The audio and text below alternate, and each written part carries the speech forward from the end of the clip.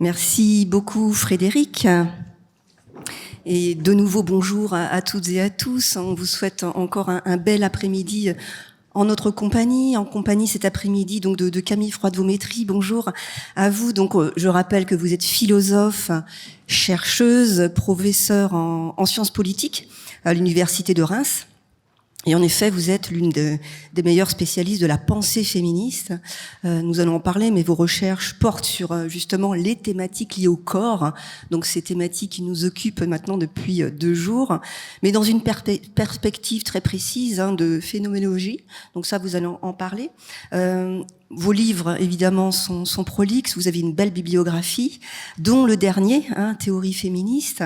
Voilà. Mais tout d'abord, j'aurais envie de savoir comment et pourquoi vous vous êtes tourné vers ces théories féministes. Comment c'est venu à vous ? Bonjour à toutes et tous. Je vais commencer par remercier Frédéric Maget et la Maison de Colette de cette invitation. Quand j'ai reçu le message qui me proposait d'intervenir dans le cadre de cette 13e édition, non seulement j'ai trouvé que le thème était très beau et que j'avais très envie d'y contribuer, mais surtout ça m'a fait très plaisir puisque il se trouve que j'ai une maison de famille non loin, à Saint-Vérin, pour les personnes qui habitent dans la région, et qui était l'endroit où j'écris désormais. Donc il y a quelque chose aussi dans ma présence ici d'une forme de continuité de l'écriture des femmes sur le territoire de Puisaye. Voilà. Et pour ce qui concerne mon entrée en féminisme, je dis ça comme ça parce que bien souvent c'est ainsi que ça se passe. Nous avons toutes à un moment donné, enfin toutes, les femmes qui sont féministes en tout cas le sont parce qu'à un moment donné de leur vie elles sont entrées en féminisme, et généralement elles y sont entrées par leur corps, c'est-à-dire qu'elles ont vécu un événement ou traversé une épreuve ou rencontré des obstacles liés à une des dimensions incarnées de leur existence, et que c'est ce choc en quelque sorte de la prise de conscience de ce que nos corps sexués féminins sont synonymes pour nous toujours de discrimination et de violence qui souvent marque pour les unes et les autres donc le moment d'une entrée ou d'une prise de conscience féministe. Et pour ce qui me concerne, c'est venu assez tardivement, si je puis dire, dans la trentaine. J'ai eu la chance jusque-là d'échapper à peu près justement à tous ces obstacles et ces discriminations. J'ai été élevée comme toutes les femmes de ma génération. Alors moi je suis née en 68. J'ai été élevée dans un esprit relativement égalitaire où on nous disait à nous les filles de cette génération, allez-y, investissez le monde, devenez des hommes comme les autres. On avait une forte j'allais dire injonction. C'était pas une injonction, c'était une proposition de contribuer en faisant des études, en se choisissant des métiers jusque-là réservés aux hommes, etc. Et donc, c'est ce que j'ai fait, des études, et jusqu'à devenir donc enseignante-chercheuse. J'ai une formation de philosophe politique. J'ai longtemps travaillé sur les rapports entre religion et politique, et donc pendant les 15 premières années de ma carrière, j'étais sur ces thématiques-là, donc assez loin du féminisme. Et puis donc, le corps, et en l'occurrence une grossesse arrêtée, donc un arrêt naturel de grossesse, puis une première naissance. Et c'est dans ce moment-là qui s'est trouvé coïncider très exactement avec mon recrutement à l'université que s'est produit la déflagration de la prise de conscience de ce que ma vie de femme, de nouvelle mère et de nouvelle maîtresse de conférences, tout ça était très, très lié, très emmêlé, et tout ça a été, pour tout dire, très difficile. Et ce qui m'a frappée, c'est que cette difficulté, le fait que je doive chez moi m'occuper d'un enfant qui se souciait bien peu, il avait bien raison, de mes étudiants qui, eux, attendaient de moi que je prépare des cours. Enfin, il y avait une espèce de vertige, de démultiplication des charges et des attentes qui m'a fait prendre conscience de ce qu'il y avait quelque chose là, de peut-être un peu à réfléchir. On était au début des années 2000, à un moment où nous étions, disons que le féminisme était dans un moment de relative latence. Alors, il y avait toujours évidemment des institutions, des associations comme le planning familial qui font ce travail si précieux, mais disons que dans le champ public, les thématiques féministes étaient assez peu présentes, le militantisme féministe était relativement quasiment inexistant. Bref, nous étions dans une de ces fameuses phases de silenciation, je dis fameuses parce que elles sont cycliques, on en reparlera peut-être. Et quand j'ai commencé de m'intéresser à ça, j'ai cherché à lire ce que mes collègues politistes, sociologues, philosophes écrivaient sur cette question précisément de la maternité. J'ai à peu près rien trouvé. si ce n'est des choses qui étaient un peu dans une veine beauvoirienne, c'est-à-dire une veine assez critique et assez négative sur ce moment de la vie des femmes que j'étais en train de vivre et dont je me disais il me paraissait curieux qu'on puisse pas penser ce moment-là dans une perspective féministe. Donc j'ai commencé de réfléchir d'abord un petit peu, disons, dans mon coin. J'ai commencé surtout de lire. Comme je travaillais beaucoup sur les États-Unis, puisque cette thématique politique et religion, je l'ai notamment explorée dans le contexte états-unien. Je lisais pas mal d'autrices états-uniennes et je suis tombée sur une philosophe qui s'appelle Iris Marianne Young, dont les travaux c'était comme une épiphanie intellectuelle. C'est-à-dire que j'ai découvert là une pensée du corps féminin. On reviendra peut-être, c'est important pour moi sur la définition du féminin, et ça a été le moment inaugural.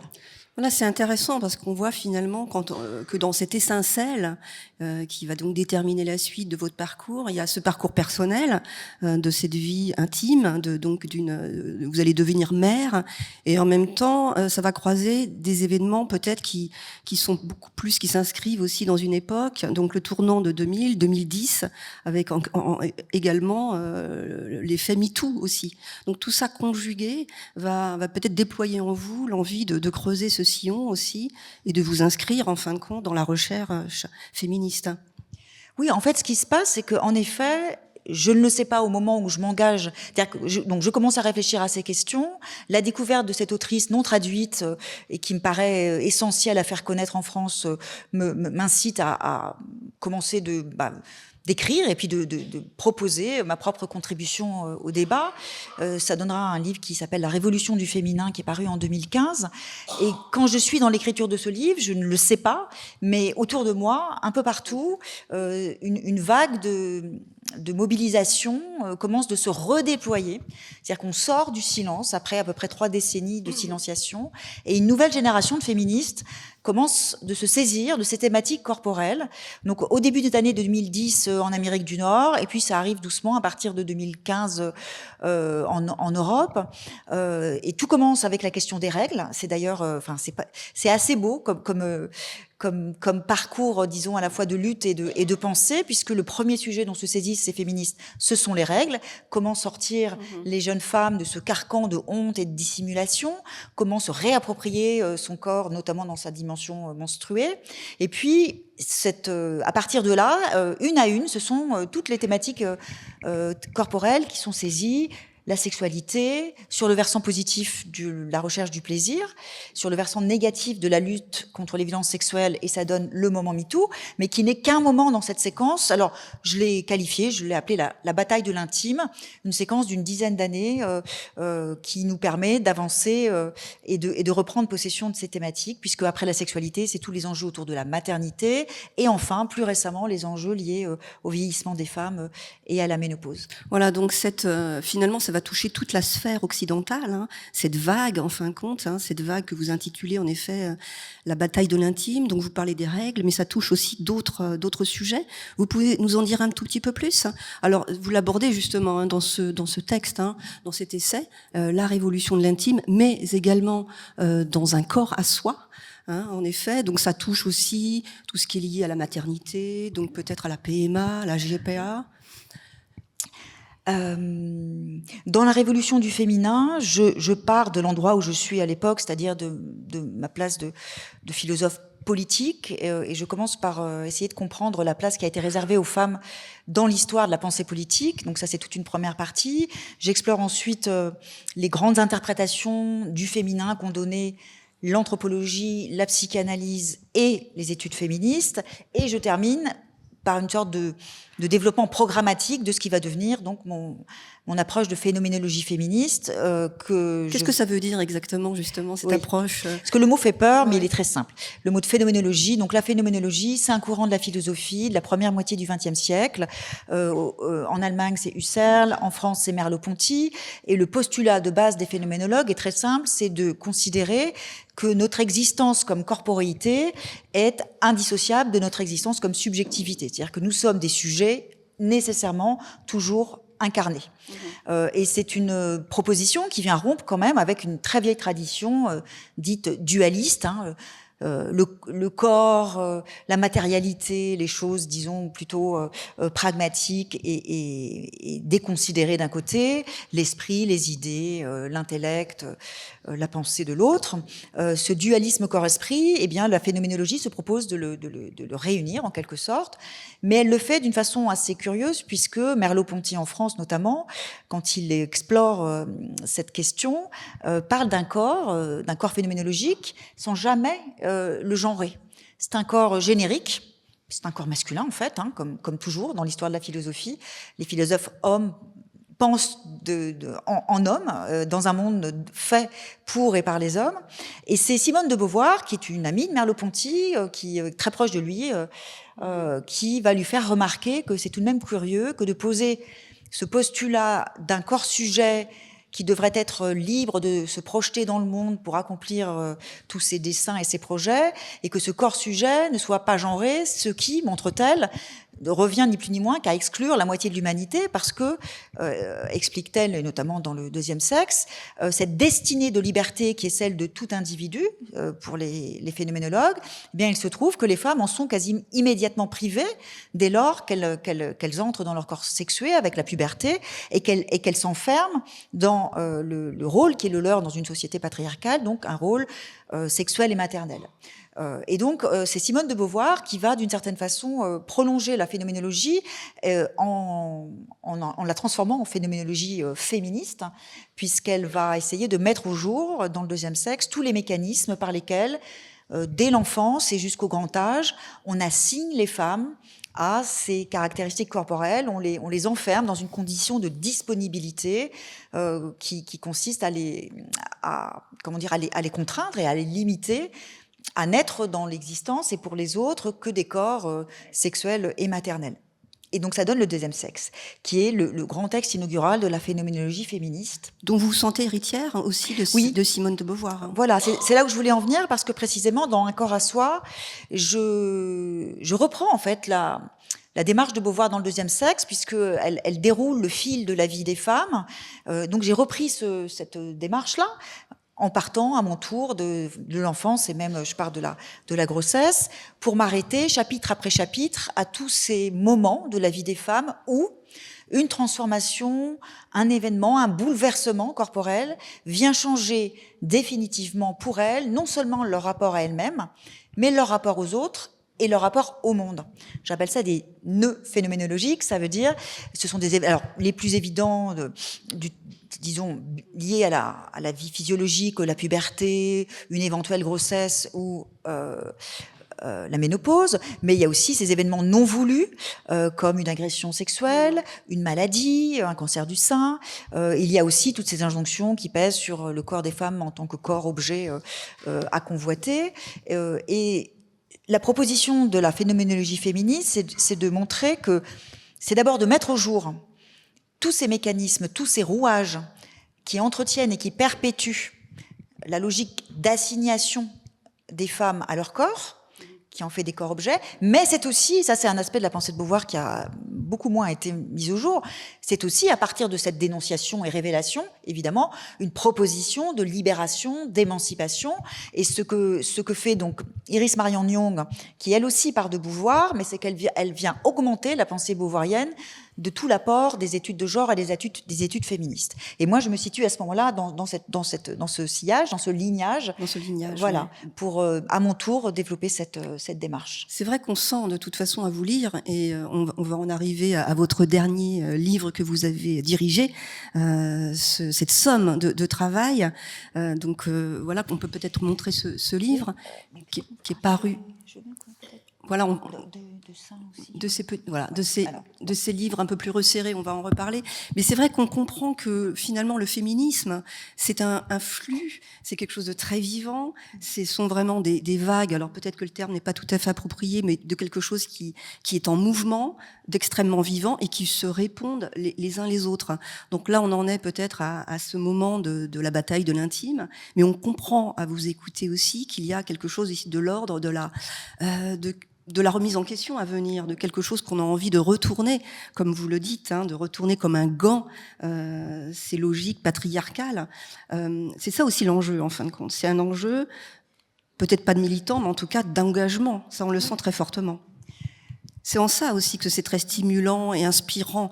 Je pense que toutes les conversations qu'on a pu avoir ces derniers jours, c'est ça aussi, c'est de dire qu'il est possible d'envisager le monde autrement que par j'aime bien cette idée patriarcale. Oui. J'aime bien cette formule parce qu'en effet, et c'est un peu ce qui a motivé le travail autour de ce volume collectif, le féminisme, ce ne sont pas quelques combats qui reviennent cycliquement pour revendiquer et obtenir parfois des droits. Le féminisme est une véritable doctrine politique. C'est un projet de transformation de la société tout entière dans ses fondements patriarcaux. Et je considère, je pense que, j'espère en tout cas que ce volume et par sa masse aussi en témoigne.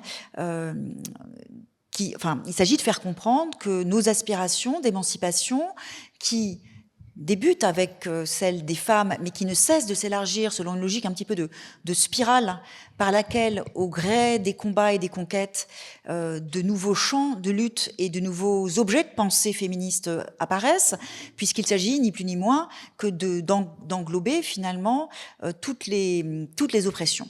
C'est-à-dire que on part de l'oppression des femmes, qui est le socle du patriarcat. Ce socle précis, c'est ce que j'évoquais tout à l'heure, à savoir l'objectivation et l'aliénation du corps des femmes.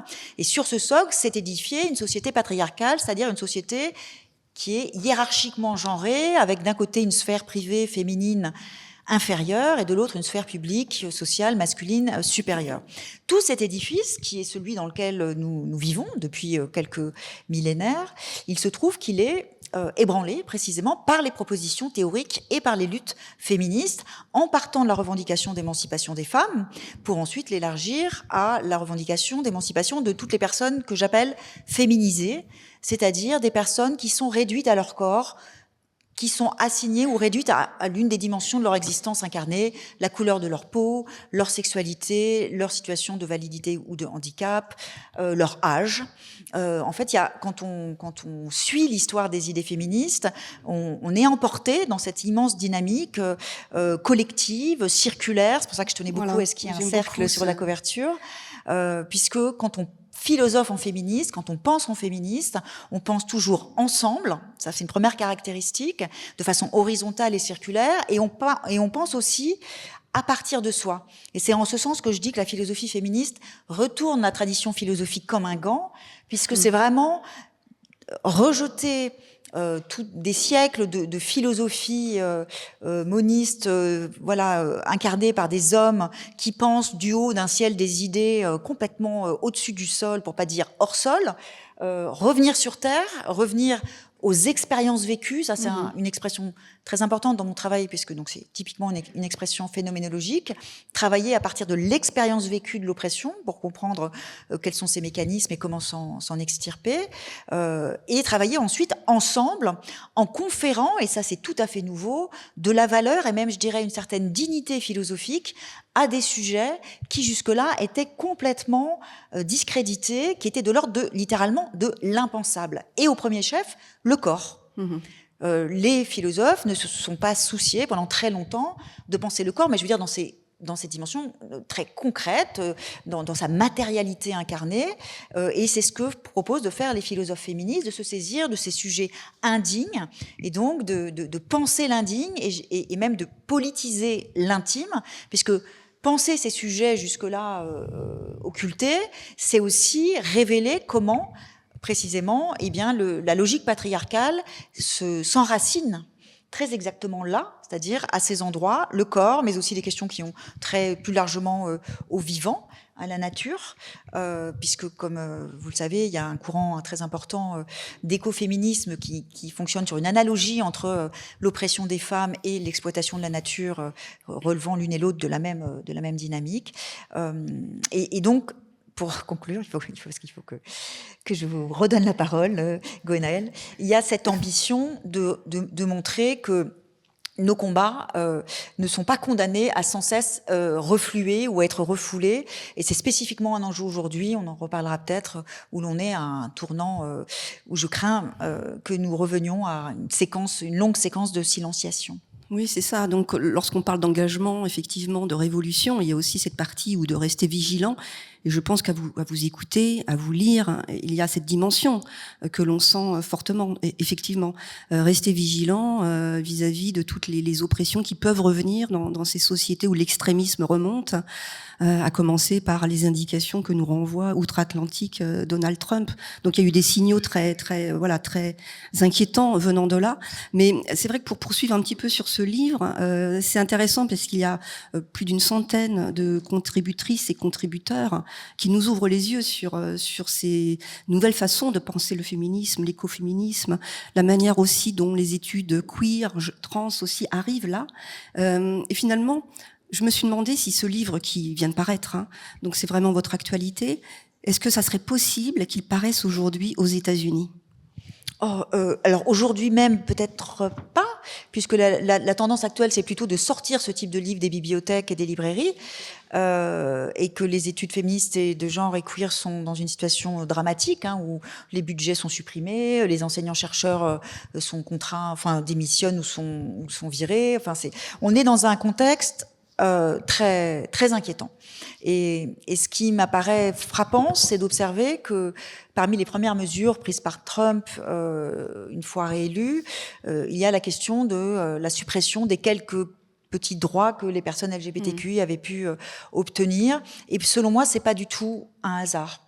Je pense, je l'ai dit j'ai consacré une enquête parce que je pratique une philosophie à la fois incarnée et pratique, puisque je mène des entretiens avec les personnes autour de la thématique qui m'intéresse. Et donc j'ai fait ça d'abord sur la question des seins, mais j'ai aussi consacré un ouvrage plus récent à la question du corps enceint, de la grossesse. Et j'ai rencontré pour ce travail une quarantaine de personnes enceintes, et notamment des personnes queer, et notamment un homme trans qui a porté un enfant. Et je suis très persuadée que ce sont aujourd'hui ces personnes-là qui portent des alternatives au modèle hétéronormé, patriarcal de la famille traditionnelle, que ce sont ces personnes-là qui sont en capacité de réinventer nos relations amoureuses, les relations familiales, de réinventer la conjugalité, la parentalité, les sexualités. Donc la quatrième partie de l'ouvrage s'appelle « Réinventer le monde » et elle fait une large part à toutes ces pensées et théories queer et LGBTQI. Et si, je reviens à ce par quoi je commençais, si quand Trump est élu, parmi ses premières mesures, il y a ces atteintes aux droits des personnes LGBTQI, c'est parce que je pense que ces gens, les conservateurs, les réactionnaires, néo-fascisants, savent très bien la menace que constitue pour tout le système ces alternatives queer ou ces propositions ou ces théories féministes et queer, puisque c'est très exactement au socle que j'évoquais tout à l'heure qu'elle s'attaque, en remettant en question des associations immémoriales, par exemple l'association entre féminin et maternité, ou bien l'association entre biologie et parentalité, au travers de la PMA, etc. Et toutes ces remises en question fissurent ce socle et mettent en danger, de fait, tout l'édifice. Et c'est la raison pour laquelle, et on le voit aussi en Europe, avec les politiques menées en Italie, en Grande-Bretagne, avec un arrêt de la Cour suprême britannique de mars 2025 qui revenait sur des droits des personnes trans, etc. À chaque fois que les conservateurs ou les réactionnaires sont en position de pouvoir exercer le pouvoir, précisément, leurs premières initiatives portent sur ces populations et ces droits, qui sont, je crois qu'ils l'ont bien compris, vraiment le lieu d'une réinvention de notre vie commune possible. Je pense qu'en effet, ce sont tous ces aspects très modernes, en fait, qui peuvent un peu nous renvoyer à notre futur, peut-être pas si proche, mais en effet, ce sont des questions qui sont cruciales. Et pour en revenir, et on est un petit peu quand même obligé de le citer malgré tout, en juin 2022, quand la Cour suprême états-unienne remet en cause le droit qui garantit aussi l'avortement. Donc, oui. Voilà. Alors ça, pour moi, c'est un peu le tournant. Si on le verra, c'est difficile de penser l'histoire qu'on vit. On le verra peut-être dans quelques décennies, mais cette date de juin 2022, donc cet arrêt de la Cour suprême états-unienne qui remet en cause l'arrêt de 73 qui garantissait au niveau fédéral le droit à l'avortement, c'est un tournant parce que c'est revenir à la conquête originelle. Enfin, c'est pas la première conquête des féministes qui ont commencé au 19e siècle, dans la seconde moitié du 19e et début 20e, à revendiquer et qui ont obtenu des droits civils et politiques, droit à l'éducation, au travail, droit de vote évidemment. mais les droits reproductifs et le droit à l'avortement spécifiquement, ce sont des droits qui ont une portée, j'allais dire, oui, à la fois existentielle, politique et philosophique. Priver les femmes de l'accès aux droits reproductifs, c'est ni plus ni moins, selon moi, que de les extraire à nouveau de la communauté démocratique. Parce que comment peut-on imaginer être aussi libre et aussi égal que les hommes quand on subit des grossesses non désirées, quand on risque de mourir des suites d'un accouchement clandestin, tant que les femmes, et c'est d'ailleurs le grand accomplissement des années 70, tant que les femmes n'ont pas pu maîtriser leur corps procréateur, elles n'étaient que des sous-citoyennes. Et elles le redeviennent si on leur enlève à nouveau ces droits. Donc il y a vraiment un enjeu qui dépasse de beaucoup la liberté des femmes de faire ce qu'elles veulent de leur corps. C'est vraiment l'enjeu de la place des femmes dans les démocraties. Tout à fait.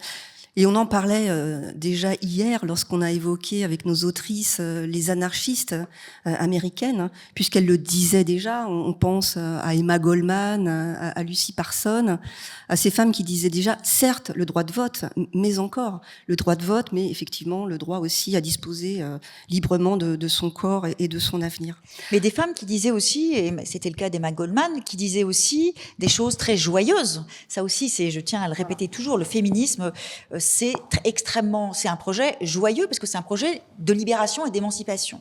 Et spécifiquement sur le versant de la sexualité, il faut y revenir parce que c'est un peu le thème de ces rencontres, très précocement, et voilà, avec Emma Goldman par exemple, et puis bien d'autres, et puis dans les années 70, n'en parlons pas, les féministes ont revendiqué de pouvoir vivre une sexualité égalitaire, une sexualité épanouissante, de pouvoir aussi vivre des sexualités non hétéronormées, et ça c'est crucial. Tout à fait. Et je pense d'ailleurs, on en a discuté un petit peu, mais que de ce point de vue, la figure de Colette est... Voilà, donc j'allais y venir, puisqu'on a abordé, on a posé ce mot d'écoféministe, d'écoféminisme, puisqu'il y a un chapitre consacré à cette dimension-là. Et je trouve que c'est une dimension, c'est une notion qu'on ressent en étant ici, en Puisaye, puisqu'il suffit d'ouvrir les volets le matin et de se retrouver comme ça, baigné aussi d'une nature superbe. Et on ne peut penser, finalement, on peut se demander, est-ce que Colette n'était pas pionnière dans ce domaine? N'était-elle pas, d'une certaine façon, un petit peu aussi écoféministe à sa façon? Et vous-même, de quelle façon elle vous inspire, Colette? Alors, bon, je suis navrée, je vais vous décevoir peut-être un peu. Non, on peut pas dire que Colette était écoféministe en pionnière, parce que l'écoféminisme, ce sont des théories qui naissent en Occident, mais surtout et aussi dans des pays anciennement colonisés, dans des luttes contre l'extractivisme, dans la mise en évidence d'une exploitation de la terre et des ressources de la terre et du vivant, qui est une exploitation accaparatrice, prédatrice, destructrice. Voilà, il suffit. Enfin, je vais le dire. Je vise pas Colette, mais il suffit pas d'aimer la nature et d'être un peu féministe pour être écoféministe. C'est vraiment un projet politique un peu plus ample, mais néanmoins, et ça a déjà été dit, et on le sait que Colette ne s'est pas présentée, ne s'est jamais pensée comme féministe, mais elle a incarné dans toute son existence et dans son parcours de vie l'essence même du féminisme, qui est la quête d'autonomie dans tous les domaines. C'est-à-dire une autonomie dans l'écriture, par son émancipation vis-à-vis de Willy, une autonomie dans sa vie amoureuse et sexuelle, l'exploration de sexualité non hétéronormée, avec ses relations avec Missy, par exemple. Il y a quelque chose qui m'inspire beaucoup chez elle, qui est la façon dont elle tente de repenser et d'assumer un vieillissement qui soit un vieillissement lui aussi, épanouissant, libre, assumé. Ça, c'est vraiment un des derniers grands enjeux, je trouve, des mouvements féministes aujourd'hui. Comment peut-on faire pour que l'on ne considère plus que les femmes passées le tournant soi-disant fatal de la cinquantaine et de la ménopause soient considérées comme à mettre au rebut, que ce soit socialement, que ce soit amoureusement, sexuellement? Comment on fait pour penser la possibilité finalement de la continuation de nos vies dans toutes leurs dimensions, de nos vies incarnées? Et il y a une phrase de Colette que j'aime énormément, qui est de mémoire, Frédéric me corrigera si je me trompe, je ne cesserai d'éclore que lorsque j'aurai cessé de vivre. C'est une phrase que je trouve absolument magnifique. C'est-à-dire cette idée que rien dans l'avancée en âge n'est censé interrompre quoi que ce soit, c'est-à-dire qu'on peut continuer de jouir, continuer d'aimer, continuer de créer. Ça, c'est quelque chose qui est très important, et il se trouve que c'est mon sujet de recherche actuel, c'est la question du vieillissement des corps des femmes. Mais en se trouvant en Puisaye, puisque nous sommes là, vous avez aussi votre résidence d'écriture, en quelque sorte, vous êtes voisine, hein. Tout à l'heure, Frédéric Maget nous le disait, vous êtes venue en voisine. De quelle façon Colette vous inspire, en fait? Et en fait, je crois qu'elle le fait un peu malgré moi. On a eu ces discussions à propos de ce personnage dans mon roman qui s'appelle Pleine et douce. Que vous mettez en scène, en effet, puisque c'est vrai que vous avez une écriture, pardonnez-moi, je vous coupe, Camille, mais vous avez une écriture effectivement scientifique, j'allais dire très cartésienne, dans le travail que vous déployez dans vos essais, qui sont extrêmement denses, passionnants, en fait, très documentés. Et en même temps, vous déployez une écriture plus créative, en fin de compte, plus peut-être personnelle, dans ce premier roman, hein, par exemple, Pleine et douce. Oui, alors je nuancerai un petit peu l'écriture, parce qu'en fait, précisément, j'écris de façon très incarnée et j'ai une méthodologie d'écriture qui s'appelle l'écriture en première personne, qui consiste non seulement à dire « je », y compris en écrivant des livres de philosophie, parce que normalement, les philosophes, c'est le « nous », la première personne, le « nous » surplombant des philosophes. Donc je dis « je », mais je vais un peu au-delà simplement de la première personne. De la même façon que je recueille des récits de vie de femmes ou de personnes qui sont concernées par les thématiques que j'explore, je livre aussi, par fragments autobiographiques, des récits de moi, si je puis dire. Hein, je vous disais tout à l'heure, penser en féministe, c'est penser ensemble à partir de soi. Eh bien, je fais la même chose. Donc, certes, ce sont des essais académiques, mais ils sont pas si abstraits que ça. Non, personnalisés en effet. Ouais. Et par ailleurs, bon, voilà, effectivement, il se trouve que j'ai eu la chance, parce que je considère ça comme une chance inouïe, de pouvoir écrire un premier roman. Qu'est-ce que ça vous apporte justement l'écriture du roman?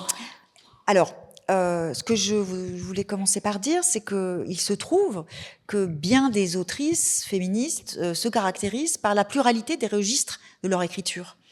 Monique Wittig, dont on a beaucoup parlé, Simone de Beauvoir elle-même, il y en a plein d'autres. Enfin, c'est-à-dire des femmes qui écrivent des essais, des pièces de théâtre, de la poésie, des romans, des récits de voyage, des biographies.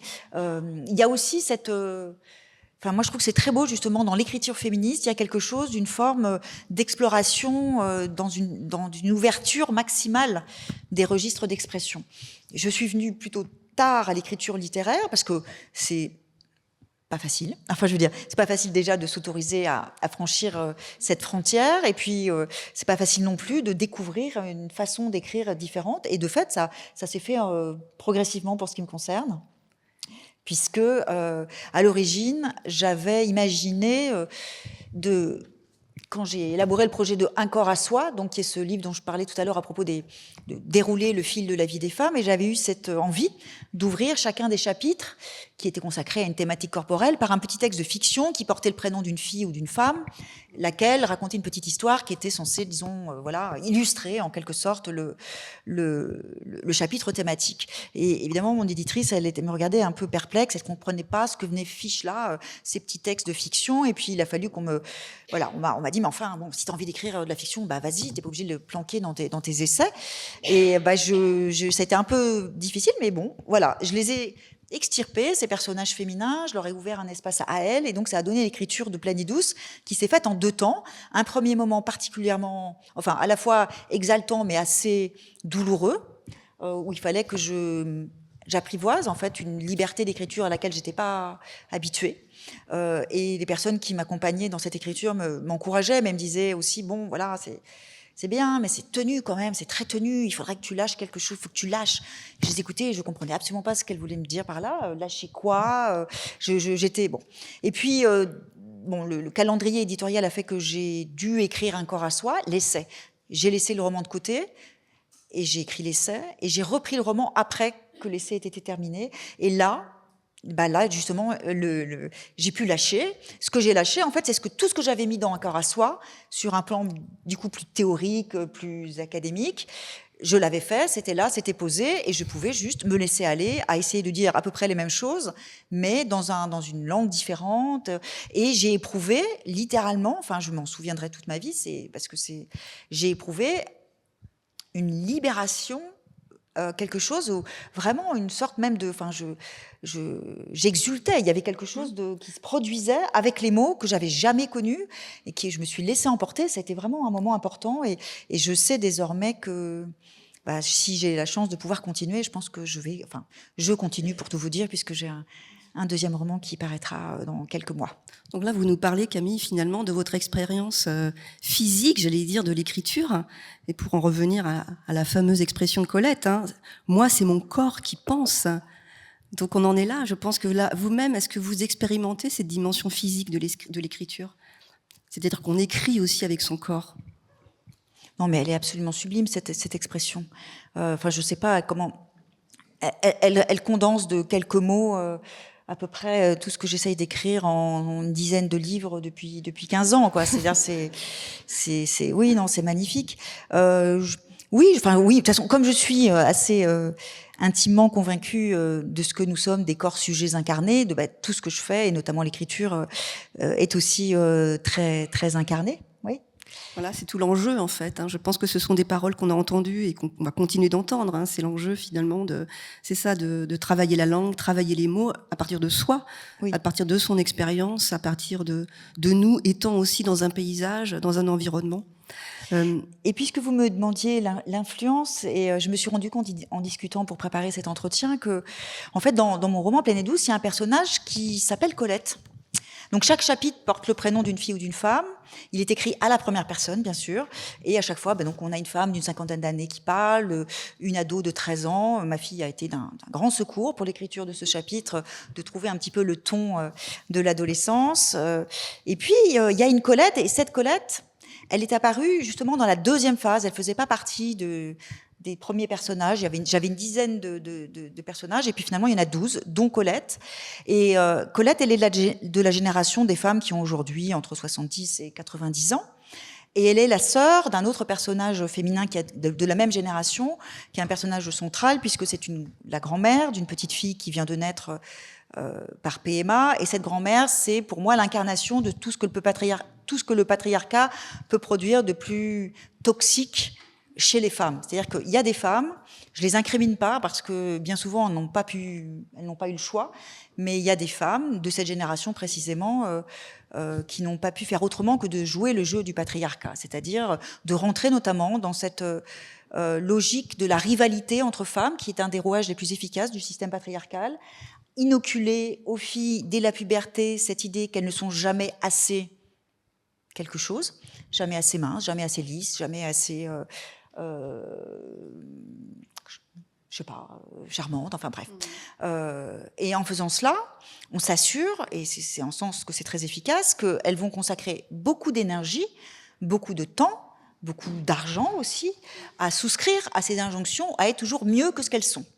Et on leur inocule du même coup ce poison de la détestation de soi. Et j'étais très frappée quand j'ai mené l'enquête sur les seins, quand j'ai rencontré des toutes jeunes filles dont je me disais a priori qu'elles, au moins, peut-être vivaient leur corps et leur sein de façon un peu plus libre et un peu plus joyeuse que nous et que les autres générations. Et j'étais très frappée d'observer que pas du tout. C'est-à-dire que les jeunes filles d'aujourd'hui, elles sont tout autant, si ce n'est plus, complètement voilà, elles reçoivent ce flux d'injonctions esthétiques permanentes de façon tout aussi violente. Et donc, l'enjeu de cette histoire que je raconte, c'est comment faire quand on est mère de fille, ce qui est mon cas. J'ai aussi un fils, donc j'ai un petit laboratoire portatif, c'est très utile. Comment faire quand on est mère de fille pour briser la malédiction féminine? Comment sortir les filles de ce carcan de honte et de détestation de soi qui est l'un des mécanismes les plus efficaces du patriarcat. Et donc dans le livre, il y a Nicole, la grand-mère, qui incarne cette toxicité, cette impossibilité de transmettre à sa fille un rapport serein, un rapport apaisé, joyeux à son propre corps. Et quand je suis arrivée justement dans la deuxième phase d'écriture, tout d'un coup ça m'a sauté aux yeux ou à l'esprit. Je me suis dit mais je ne peux pas, ça peut pas être aussi sombre. Et d'abord, toutes les femmes de cette génération ne sont pas comme cette Nicole, aussi abominable, espèce de gorgone là.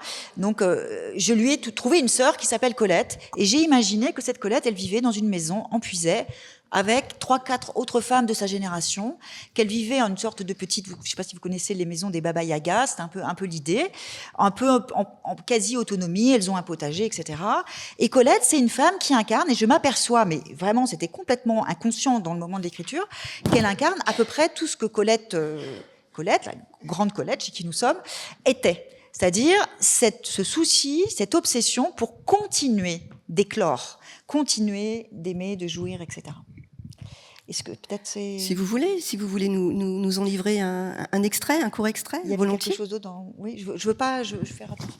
On avait dit si on a le temps. Ah, voilà. Donc, quand je vous vois, d'accord, j'ai compris que le signal, c'est de vous voir tel un suricate vous dresser au fond de la salle.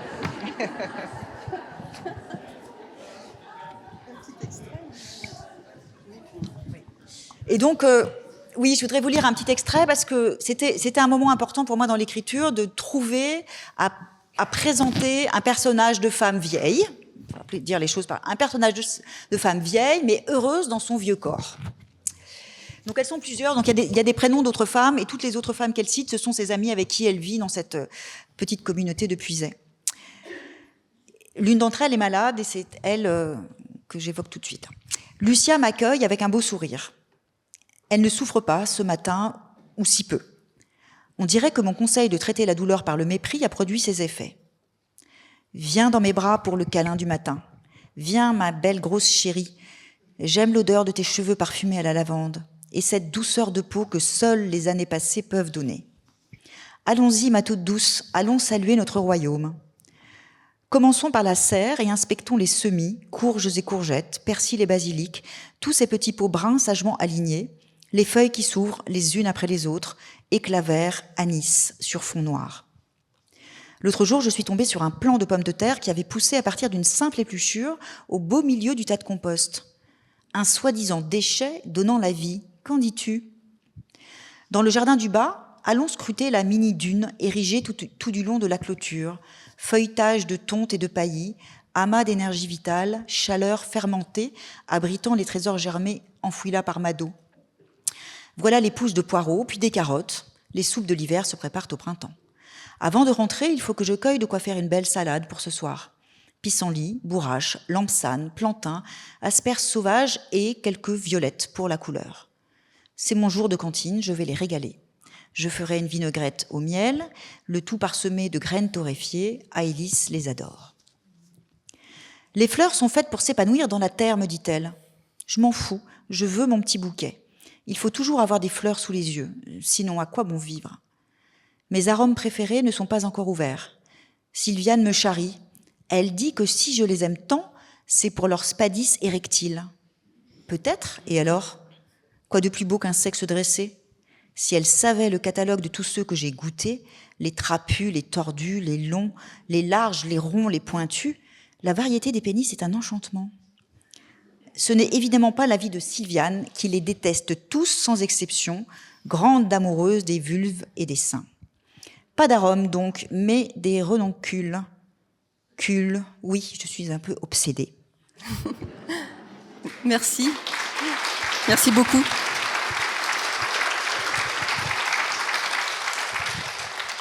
Merci beaucoup Camille Froidevaux-Métry pour cette lecture de Pleine et douce. Donc nous avons compris que vous êtes en train là vous êtes en écriture d'un prochain roman vous mettez en scène plus des corps vieillissants, c'est bien ça ? Non. Enfin, si, un petit peu, mais disons que... D'accord. Ouais, donc, le roman, il est fini d'écrire, ou presque. J'ai un projet de recherche sur le vieillissement. D'accord. Voilà. Mais il y a des petits ponts. Cette fois-ci, d'accord, il n'y aura pas forcément de croisement.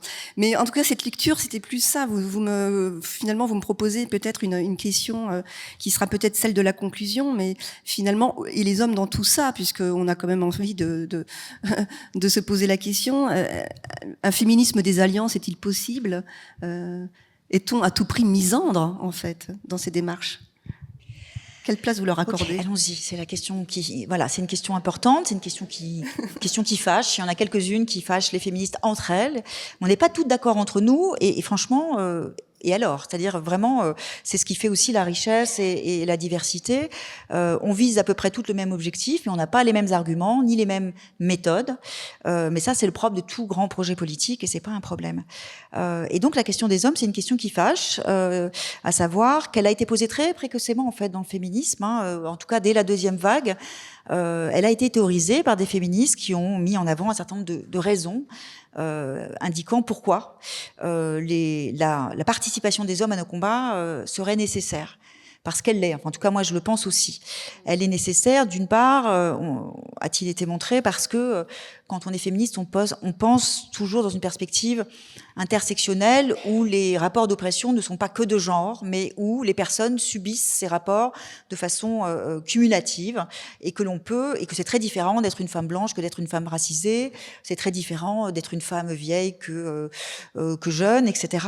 Et je ne parle pas évidemment des différences socio-économiques. Et que donc, il y a certains hommes dont la situation d'oppression peut justifier qu'il y ait une forme d'alliance avec les féministes. Il y a par ailleurs une nécessité, et ça j'en suis convaincue, d'efficacité politique. Notre projet est de transformer la société dans son entièreté et de réinventer le vivre ensemble. Or, ce vivre ensemble, il est mixte. Enfin, je veux dire, voilà, nous vivons ensemble, nous vivons avec les hommes. Comment imaginer que nous puissions réinventer le monde sans que les hommes y prennent leur part, puisqu'ils doivent eux aussi être réinventés. Donc, l'idée de défendre la présence des hommes dans le féminisme, c'est aussi inciter les hommes à accepter de se laisser transformer par le féminisme. Ça, c'est la théorie. La pratique, c'est un petit peu plus compliqué. D'abord parce que les féministes, nous avons une tradition de lutte et de réflexion en non-mixité. Et ce que je tiens à dire tout de suite, c'est que cette tradition-là, elle demeure. La non-mixité, c'est un outil très puissant du féminisme qui a permis aux femmes de penser leurs propres conditions, de s'unir et de lutter ensemble. C'est voilà la grande ambition dans les années 70. Les femmes vont se libérer elles-mêmes et par elles-mêmes, donc ça veut dire aussi sans les hommes. Et ça, c'est quelque chose qui doit demeurer, parce que ça fait partie des outils par lesquels les femmes peuvent entrer et lutter dans le féminisme. Donc, on pose le principe de non-mixité et puis on reprend la question des alliances sur le plan pratique cette fois-ci. Et sur le plan pratique, tout de suite, il faut essayer de se donner, disons, de poser comme des conditions, si vous voulez bien, messieurs, à votre entrée en féminisme. Et ces conditions, la première d'entre elles, c'est de leur demander d'être à la fois en capacité d'écoute, de réflexivité et d'humilité. Écouter les femmes, essayer de comprendre ce dont elles parlent, essayer de comprendre ce que sont nos combats, quel est le projet ultime que nous visons, pourquoi nous employons ces mots que nous employons, emprise, continuum des violences, féminicide, etc. Donc faire un effort d'écoute, de compréhension et donc se renseigner, lire des livres féministes, pas seulement les offrir à vos filles, et être dans cette posture de recueillir, d'accueillir une pensée, des propositions politiques qu'on ne connaît pas bien. Une posture ensuite de réflexivité, ça veut dire se laisser toucher par ces propositions, se laisser transformer et donc réfléchir à sa propre existence, au quotidien, comment faire pour se débarrasser soi, en tant qu'individu d'abord, de ces réflexes oppressifs ou sexistes, comment développer une forme d'auto-vigilance sur la façon dont on s'exprime, les réflexes de pensée et d'action que l'on peut avoir, etc. Et puis d'humilité enfin, c'est-à-dire s'il y a des hommes qui rejoignent le féminisme, il faut qu'ils acceptent d'être à leur place d'homme dans le féminisme, c'est-à-dire pour dire les choses derrière les femmes, quoi. Voilà. Accepter que ce soit les féministes qui posent le programme, qui mènent les luttes, et donc tant mieux si tous ces hommes nous accompagnent, mais à leur place d'auxiliaire. Alors il y a des hommes, il y a la conclusion de Théorie féministe, c'est un très beau texte de la philosophe Marie Garot, qui s'appelle Vers un féminisme des alliances, et qui nous fait découvrir notamment des hommes qui s'intitulent pro-féministes pour se distinguer, dire voilà, en tant qu'homme, je ne peux pas être à proprement parler féministe, je suis pro-féminisme, je suis en soutien, je suis auxiliaire et j'accompagne le mouvement. Et ça, c'est important, mais je voudrais terminer par dire aussi que c'est aussi finalement un peu inconfortable pour les féministes d'accueillir les hommes, ce qui explique que parfois, certaines puissent être relativement rétives, pour pas dire franchement hostiles, à cette présence des hommes dans le féminisme. Moi, je pense qu'il faut l'accepter. Enfin, je veux dire, voilà, on n'est pas toutes les mêmes. Donc, s'il y a des féministes qui sont plus à l'aise dans la non-mixité et qui voient pas ce que les hommes pourraient apporter au mouvement, c'est leur position, c'est pas un souci. Parce que c'est vrai que introduire les hommes dans nos luttes, c'est aussi réintroduire l'ennemi. Voilà, il y a quelque chose de cet ordre-là, ou en tout cas réintroduire la possibilité de rapport de domination au sein de nos luttes. Voilà, donc ça c'est quelque chose d'important. Et Et pour conclure, je dirais que si, je sais pas, ça c'est le rêve de mon éditeur, Le Seuil, qui me disait ah oui mais c'est un super livre à mettre au pied du sapin mais à offrir à des hommes. Puisque, je terminerai là-dessus, il est gros, mais ce sont des textes très courts, et on peut le lire dans la continuité, mais on peut aussi... Non, mais je veux dire par là, voilà, on peut...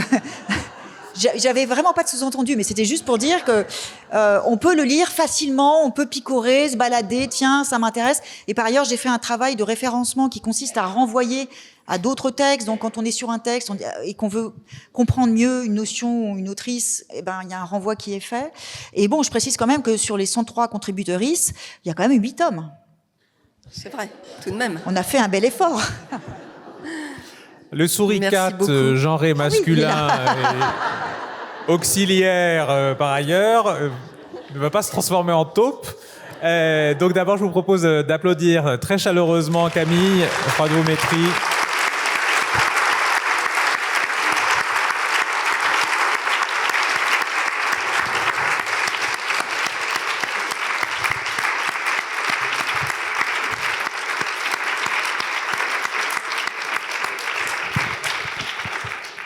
Et le souricate se propose de se transformer en kangourou pour passer le micro s'il y a des questions parmi vous.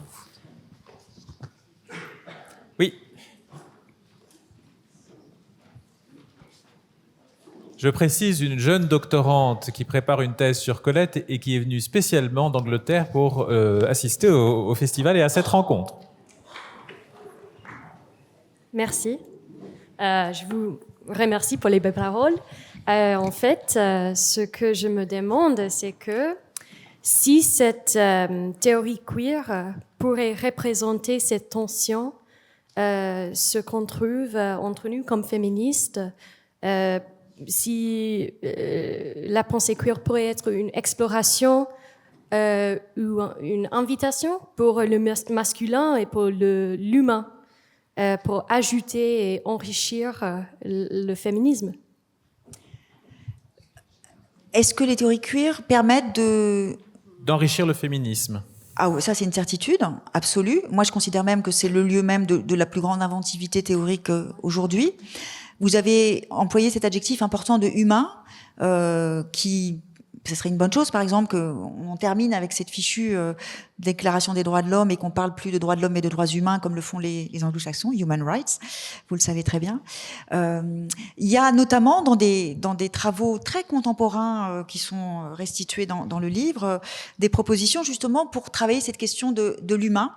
Donc il y a l'enjeu de dépasser à la fois la binarité féminin-masculin pour penser donc ce qu'on appelle la fluidité des genres, c'est très important. Ce qui ne veut pas dire, parler de fluidité, ça ne veut pas dire refuser à tout prix qu'il y ait des hommes et des femmes. Ça veut dire laisser ouverte la possibilité de s'inventer soi-même dans le genre ou l'expression de genre que l'on souhaite. Mais ce travail sur la non-binarité et la fluidité, c'est aussi un travail pour repenser les frontières entre l'humain et le non-humain, entre l'humain et l'animal. Il y a tout, chez les jeunes féministes aujourd'hui, il y a vraiment des mouvements très enthousiasmants sur l'antispécisme, par exemple. Donc, comment penser l'humain comme en fait une domination humaine sur le monde vivant, le monde naturel, et donc comment déconstruire cette domination spéciste. Et je trouve là qu'il y a dans cet élargissement aussi de la pensée féministe à une aspiration vraiment très large de vraiment, enfin, je me répète un peu, excusez-moi, mais de réinventer, de repenser en fait les frontières, non seulement entre les genres, mais entre les humains et les non-humains. Et tout à l'heure, à l'heure du déjeuner, Marine Nimier expliquait que dans ses livres plus récents, elle travaillait autour du végétal. Enfin, elle avait travaillé sur le végétal et qu'elle était maintenant... Oui, c'est ça, sur l'animal et qu'elle était maintenant plus vers le végétal, voire le minéral. Je trouve que c'est une jolie façon de montrer comment, quand on pense en féministe, on est assez rapidement entraîné à tout décloisonner, pour dire les choses le plus simplement possible.